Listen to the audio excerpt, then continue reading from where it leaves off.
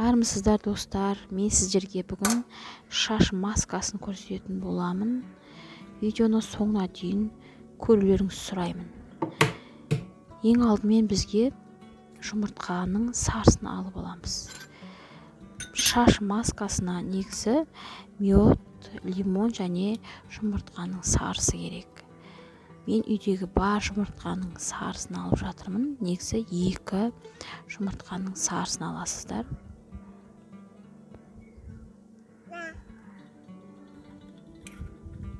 Және 2 шай қасық мед қосамыз.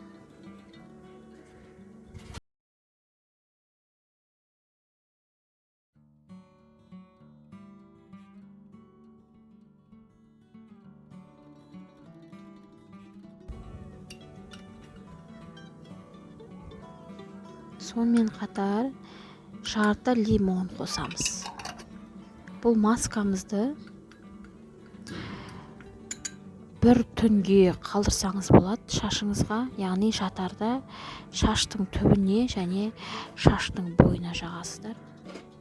Шашыңыз жылтырап өте әдемі болады. Менің контентім ұнаса, маған лайк басып, комментарий қалдырыңыздар және жазылуды ұмытпаңыздар. Достарыңызбен бөлісіп қойсаңыз да болады.